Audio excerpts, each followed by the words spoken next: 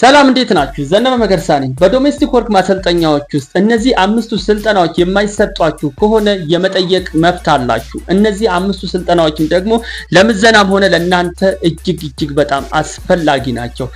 በተለይ አምስተኛው ስለ አረብ ሀገር የምታውቁበትና የአረብ ሀገርን ባህሪና ወግ ስርዓቱን የምትረዱበት ስለሆነ ልምድ እንዳለው ሰው አክት እንድታደርጉ ስለሚያግዛችሁ አምስተኛውን ስሙት።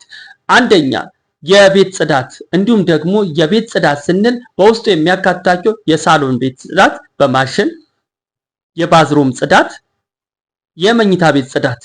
እነዚህ የመኝታ ቤት ጽዳት ላይ ከሚካተቱት ውስጥ አንደኛው ደግሞ ምንድነው? የአልጋ አነጣጠፍ ነው። ከዛ ውጪ ሌሎቹ ዲቴል የሚሰሩ ነገሮች ናቸው። ሁለተኛ የልብስ እጥበት በማሽን የላውንደሪ ሰርቪስ መስጠት ወይንም ደግሞ ልብስ የማጠብ ስርዓት ነው። ልብስ እንዴት ይታጠባል? ልብስ በምን አይነት ልክ ይታጠባል? ልብሶች ከመታጠባቸው በፊት ምን መደረግ አለባቸው? እንዴት ይለያሉ? ለምን ይለያሉ? ልብሶች የሚለዩት ለምንድን ነው? ከተለዩ በኋላ ሲታጠቡ እንዴት ነው የሚታጠቡት? ሶስተኛው የልብስ አተኳኮስና የታጠቡ ልብሶች ይተኮሳሉ።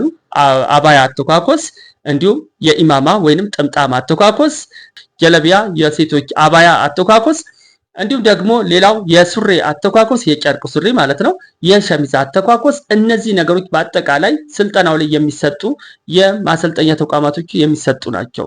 አራተኛ የምግብ አዘጋጀት።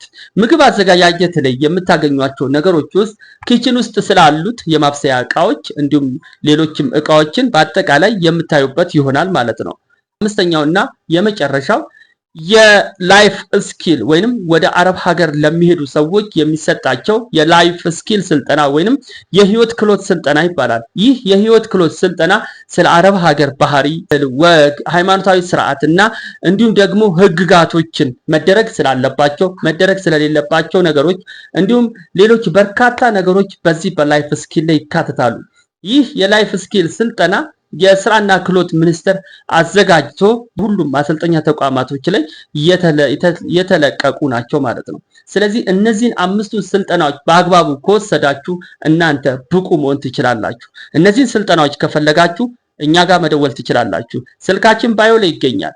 በ0963036547 ወይንም በ0722222326 ላይ በሳፋሪኮም መደወል ትችላላችሁ። ቸር ይቆየን።